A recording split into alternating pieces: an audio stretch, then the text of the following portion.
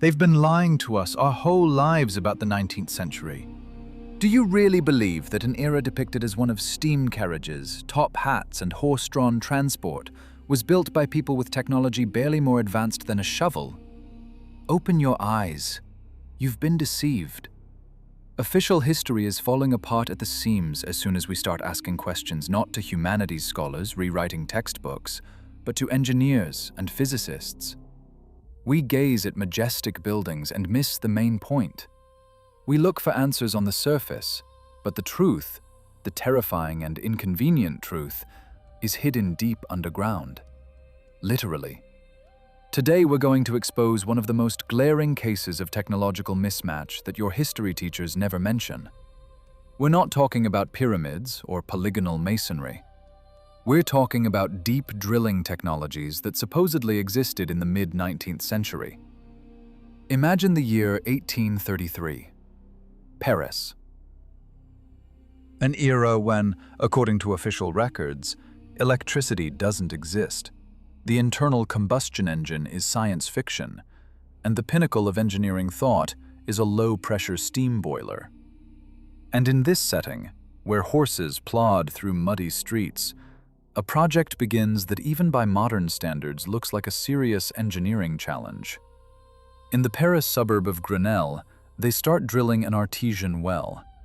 And not just a well 10 feet deep to water the cows, they drill a well 1,800 feet deep. Think about that number. 1,800 feet. That's more than half a mile into the Earth's crust. For comparison, the height of the Ostankino TV tower is 1,770 feet. In other words, they drove a structure the size of one of the world's tallest towers underground, using, as we're told, wooden rigs and horse muscle power. Are you seriously ready to believe that?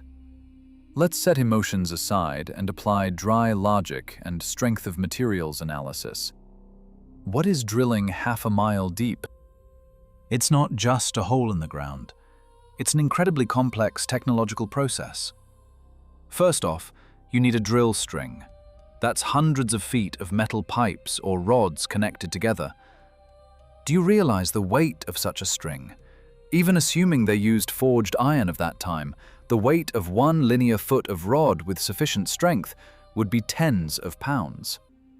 Multiply 110 pounds per foot by 1,640 feet. That's 55 tons of metal.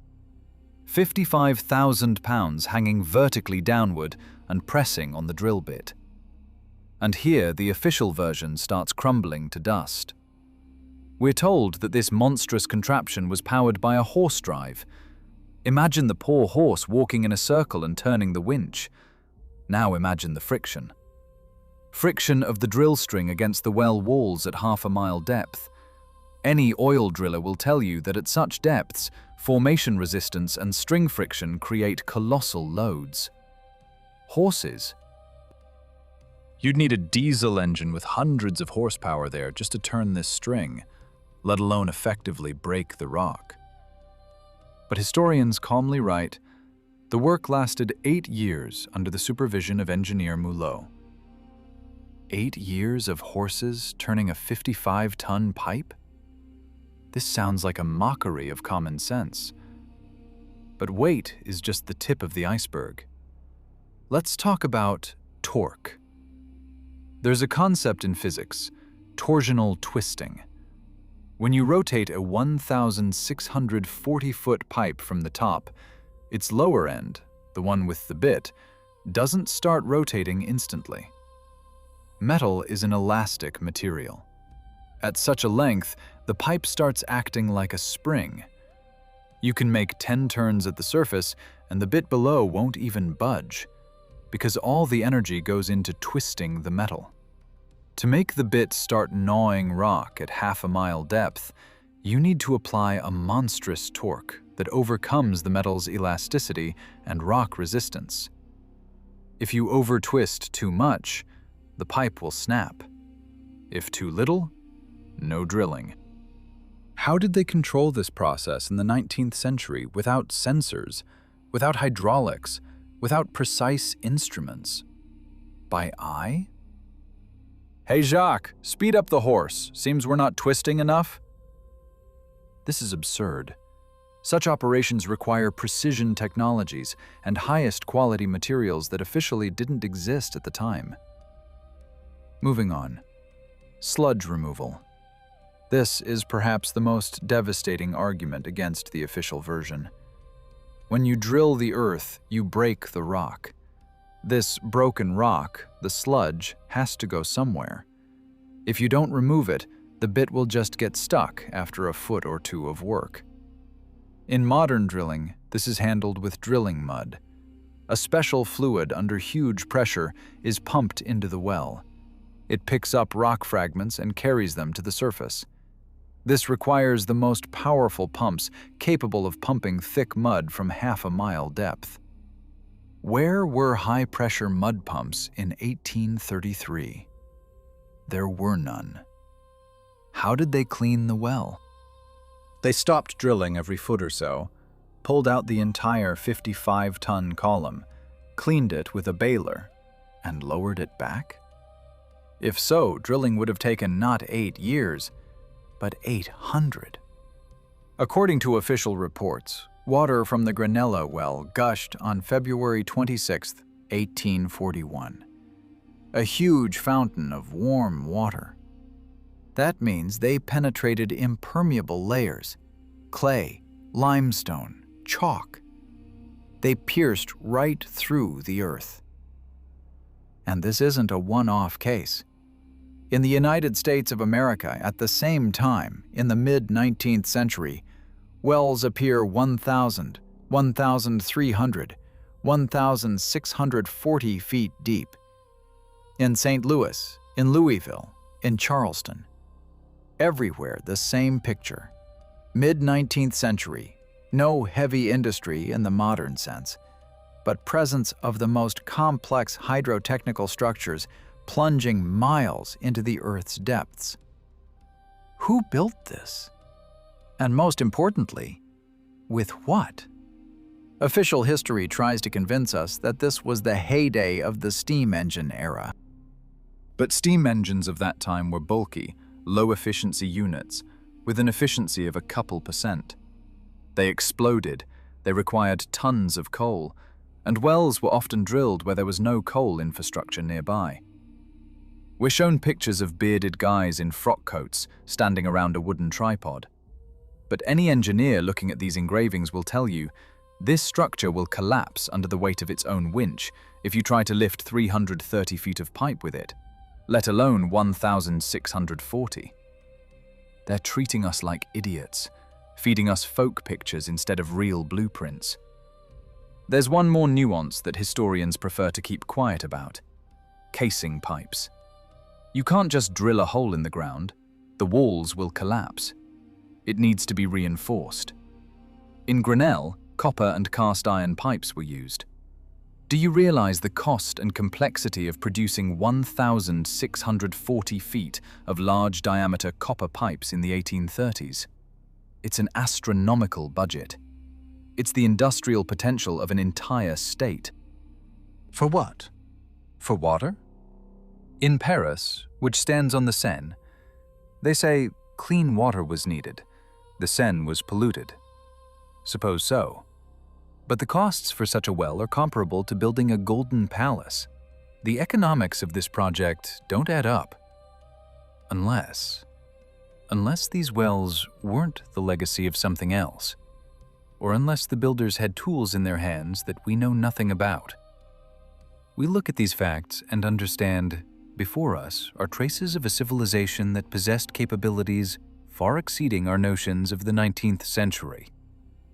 They could penetrate the Earth's depths as easily as we today dig garden beds at the dacha.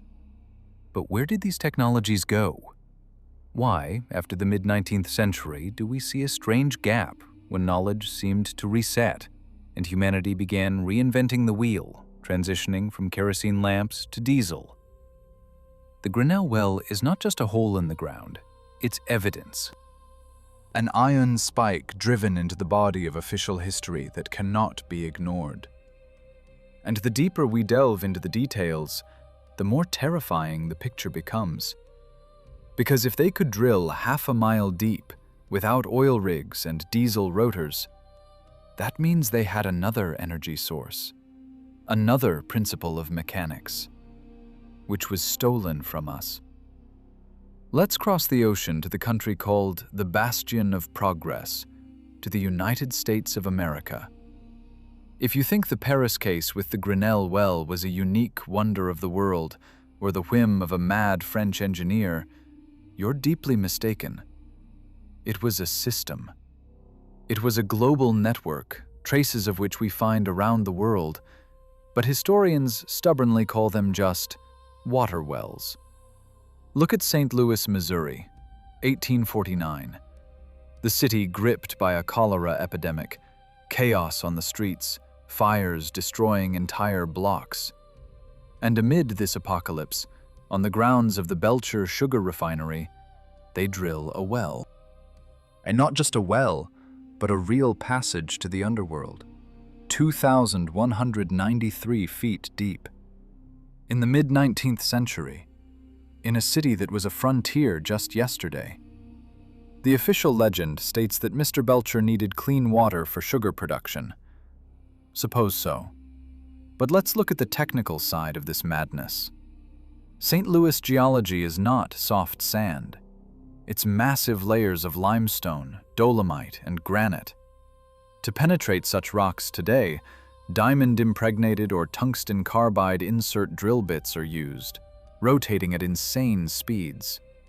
In 1849, according to textbooks, they had only so-called cable tool drilling.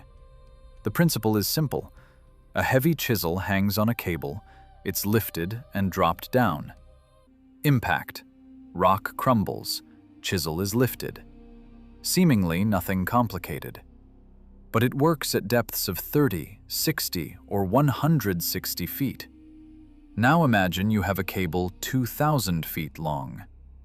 Any physicist will tell you that at such a length, a hemp or even steel cable starts behaving like an elastic waistband. It stretches. When you jerk it at the top, the chisel at the bottom might not even budge right away. And when you release it, it doesn't strike with the force of a rock crusher, but softly slaps the bottom, because the water and drilling fluid in the well create colossal resistance, damping the inertia.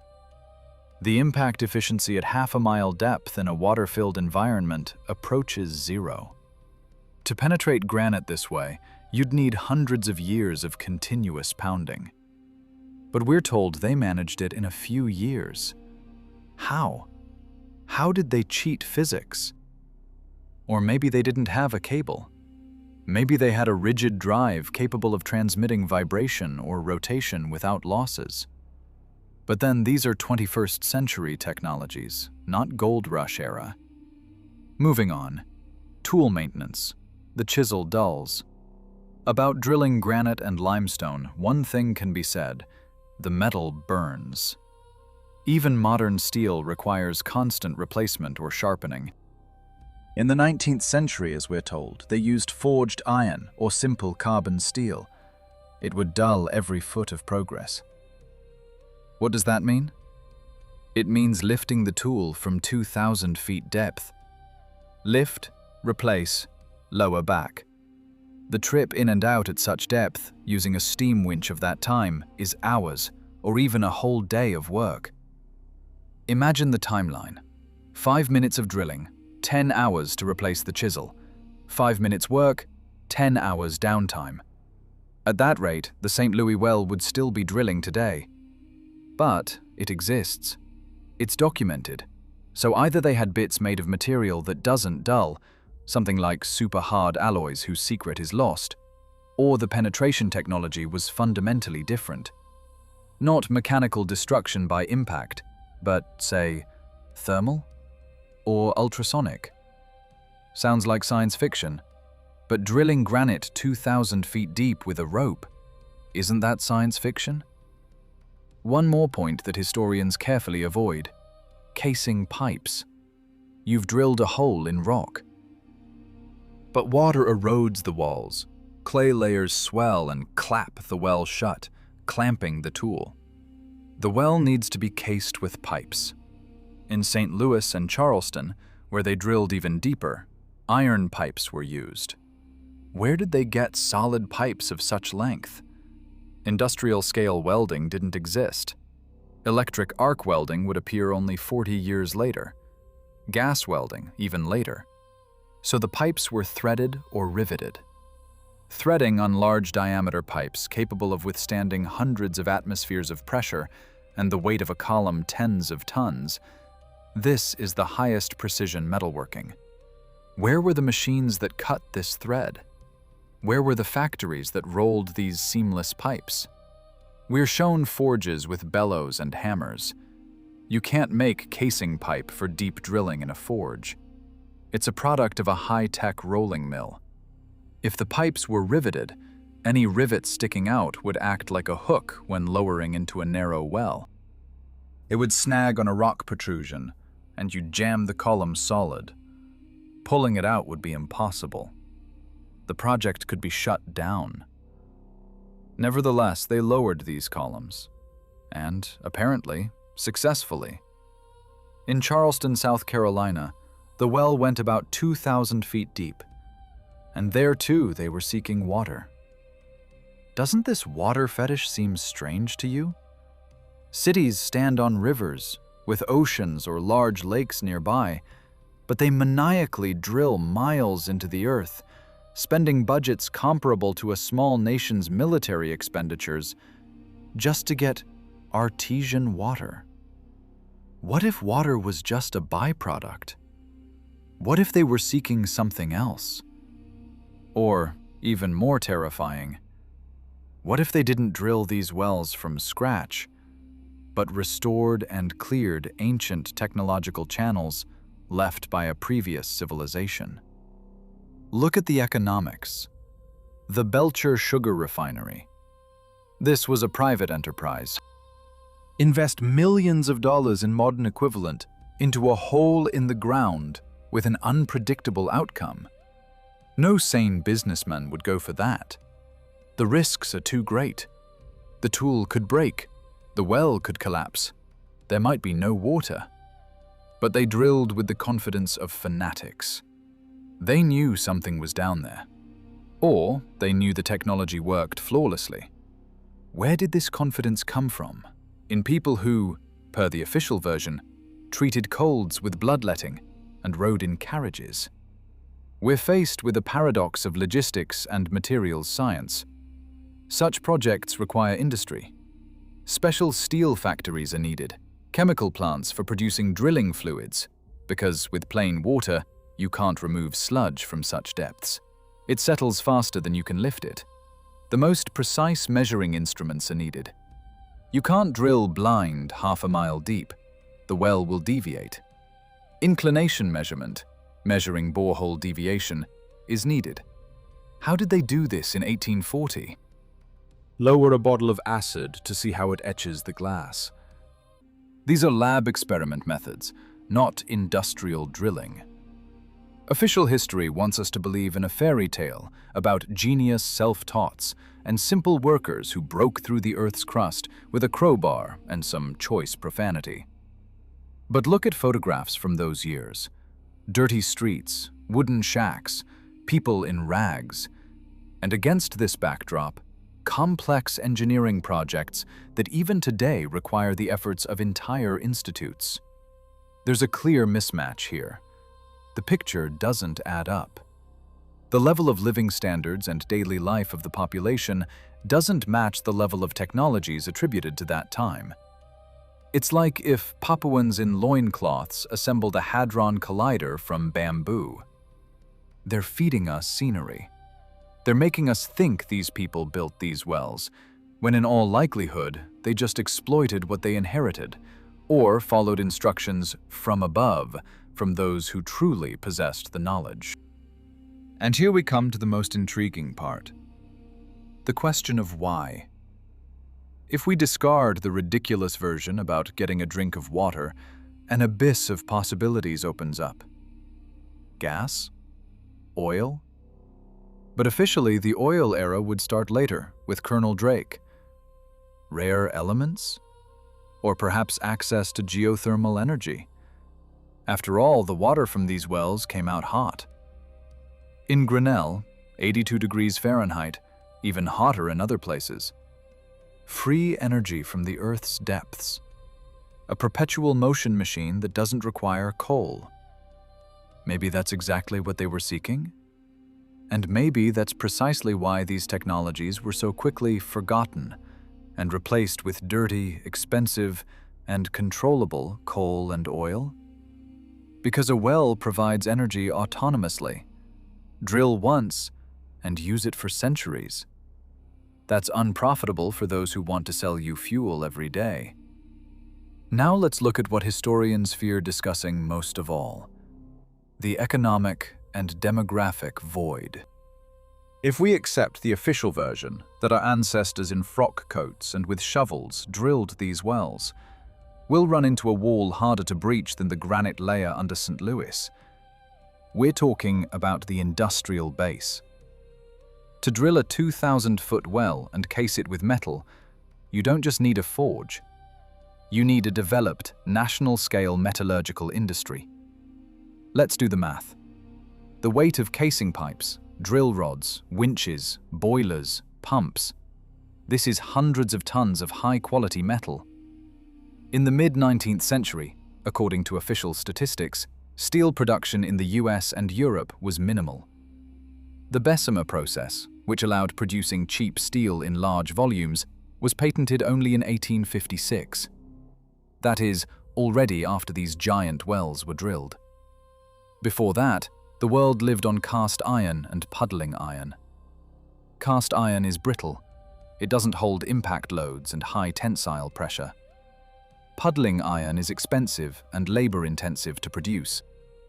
Where did miles of pipes capable of withstanding the hellish pressure of the depths come from, if factories to produce them physically didn't exist? We see the product, the well, but we don't see the means of production. It's like finding a smartphone in the ruins of Troy. Historians tell us, well, they shipped pipes from England. Seriously? Across the Atlantic, on sailing ships, hundreds of tons of pipes, just to provide water for a sugar refinery in Missouri? The logistics of such a project in the 19th century would cost more than all the gold mined in California. It's economic suicide. No capitalist would do that. Unless these pipes and mechanisms were already lying ready on warehouses left from a previous civilization. Or if these factories existed, but were wiped from the face of the earth and our memory, leaving behind only finished products that we naively attribute to the primitive technologies of the 19th century. Look at the demographics. This is an even more shocking fact. The population of St. Louis in 1840 was only about 16,000 people. 16,000. That's the population of a modern small town. Half of them are women and children. Men remain. Subtract the elderly, the sick, merchants, clerks. How many working hands are left? 1,000? 2? And this tiny town, struggling with epidemics, fires, and floods, suddenly decides to implement an engineering project worthy of an imperial capital? Who worked on the rig? Who maintained the equipment? Who forged the tools? Such a project requires an army of qualified specialists, not street day laborers. Where did they live? Where are their graves? Where are the records of their wages? The archives are silent. We're shown a couple of names: Mulot in Paris, Belcher in the US, and emptiness behind them. It's a one-man theater against a backdrop of scenery. There's one more moment that makes your hair stand on end. It's the composition of the water.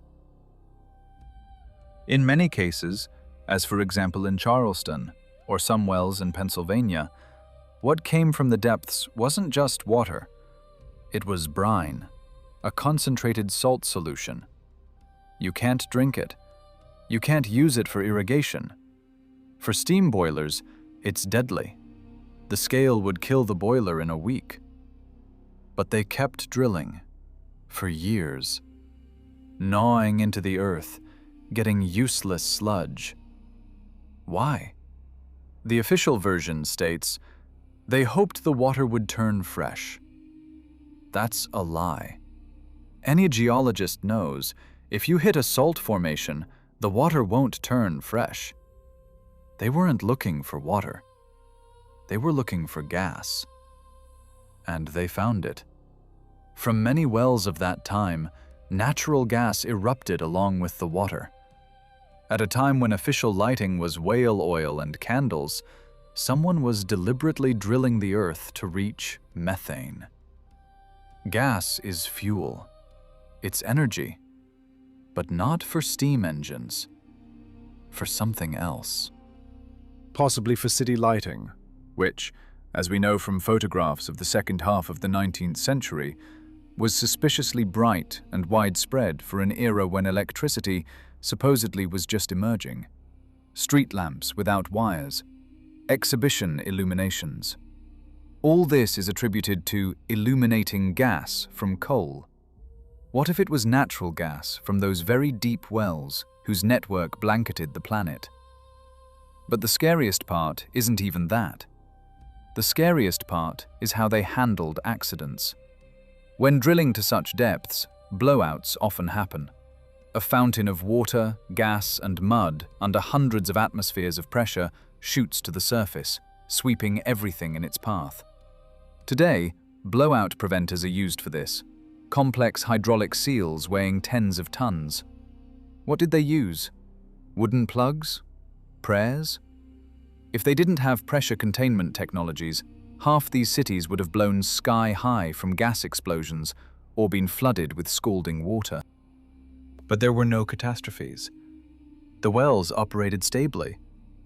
That means they had wellhead sealing technology superior to ours. Or they knew how to manage formation pressure. We come to the conclusion that mid-19th century people didn't build this system. They found it. Imagine a post-apocalyptic world. Survivors find a working nuclear power plant.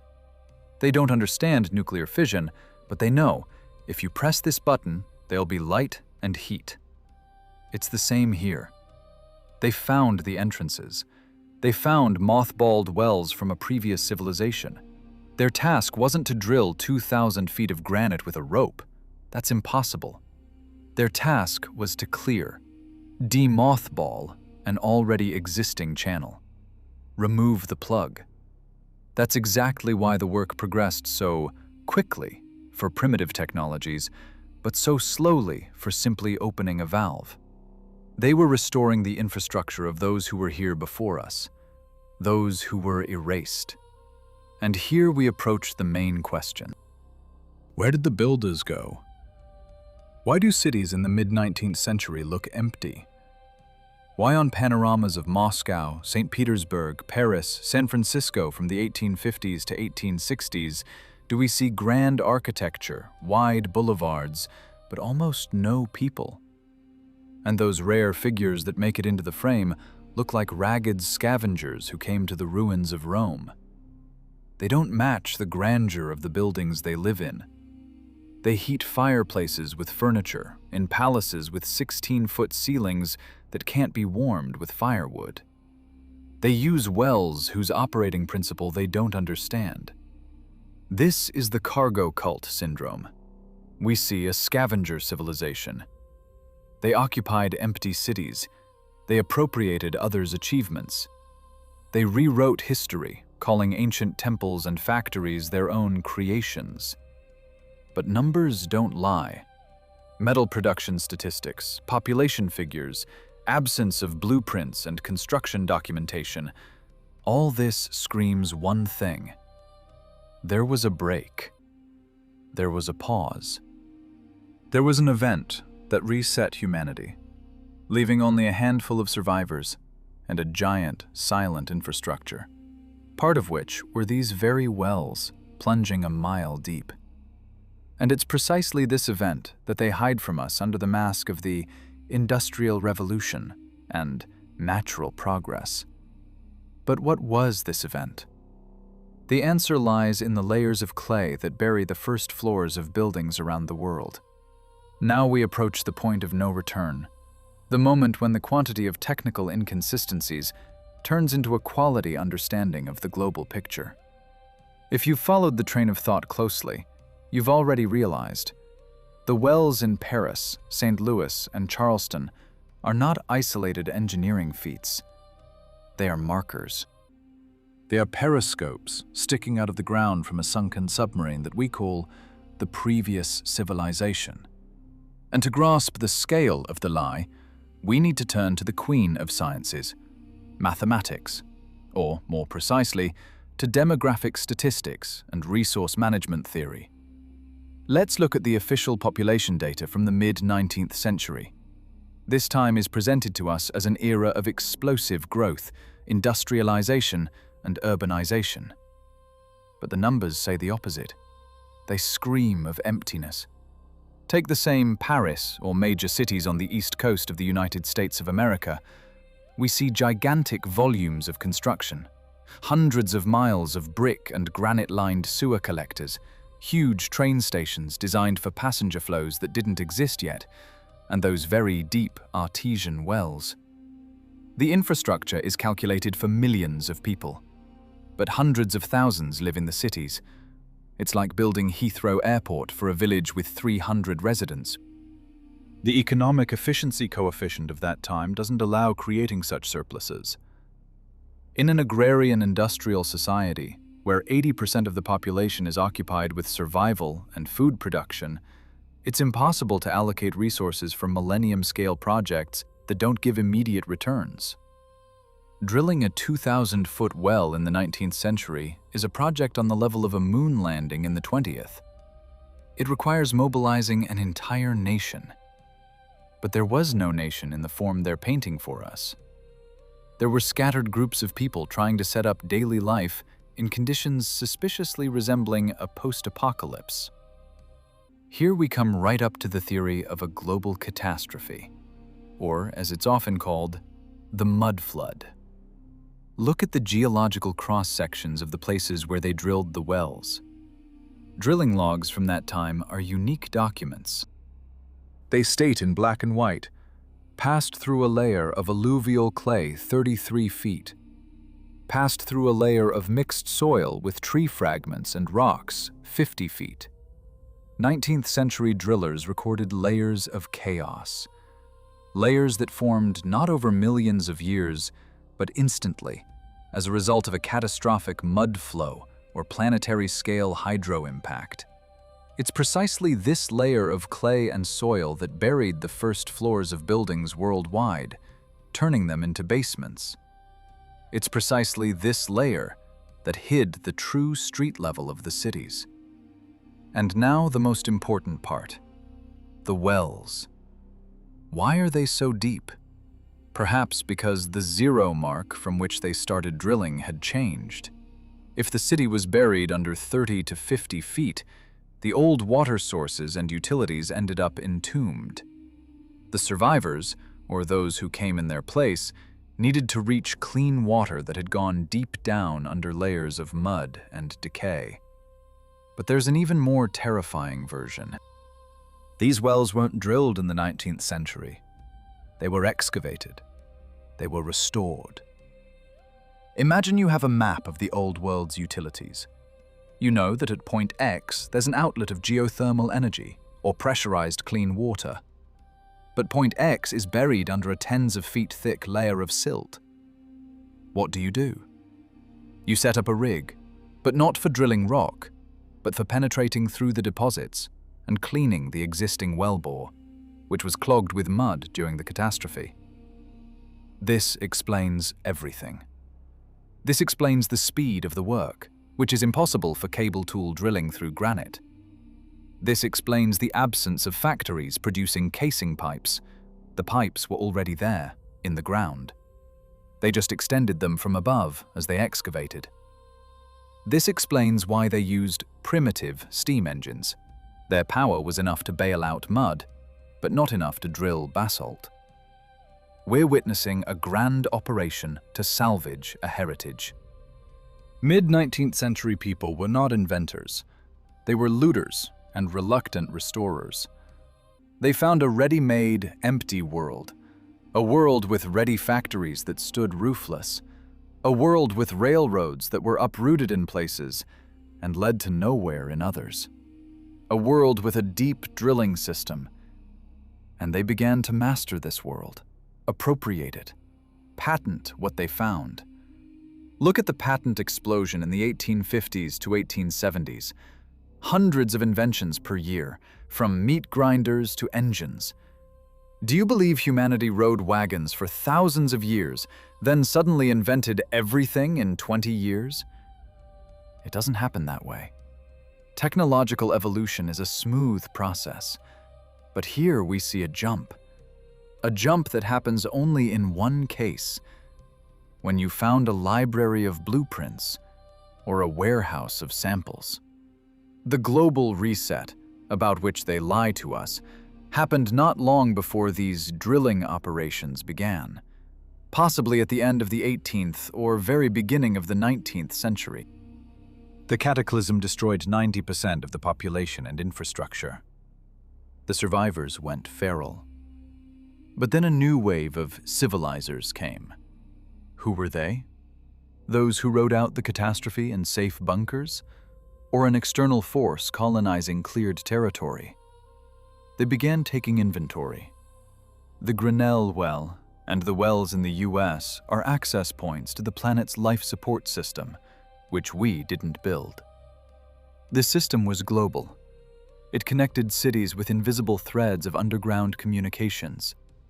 Pressurized water, gas, pneumatic mail, wireless energy transmission. All this was reality before the catastrophe. The wells were nodes of this network. When the new owners came to the cities, they tried to restart this system. Somewhere it worked, and they capped fountains of water and gas. Somewhere it didn't, and they abandoned the wells, declaring them dry. But the scariest part of this story is the substitution of concepts. They told us that we developed from a rushlight to the electric bulb.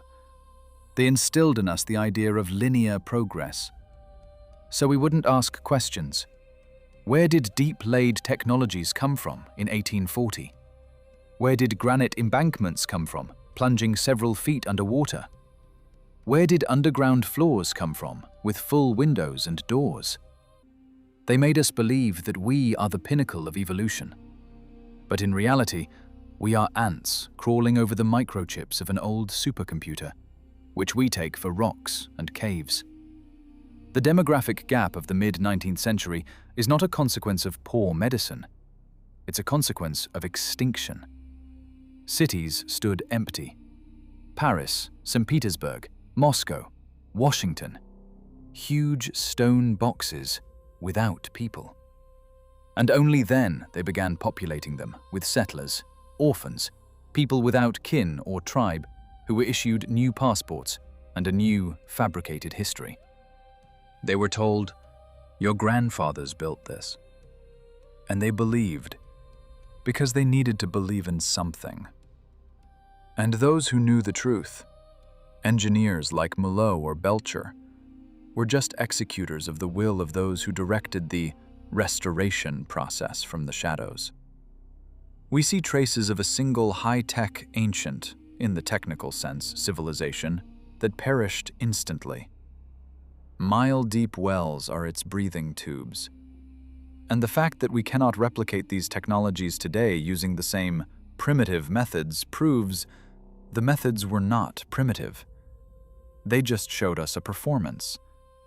A puppet theater, where behind the screen, entirely different mechanisms were at work.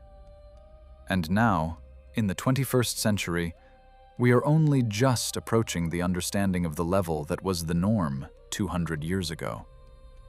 But why hide the catastrophe? Why invent fairy tales about horses turning 20-ton pipes? The answer is simple and cynical. Power. If you admit that a great civilization was here before you, which something destroyed, you'll have to answer two questions. First, what killed them, and can it happen again? Second, by what right do you own their heritage? Current elites don't need these questions. They need an obedient mass convinced that it lives in the best of times thanks to the care of the state. Recognizing the fact of the reset and lost technologies means the collapse of the legitimacy of the entire modern governance system.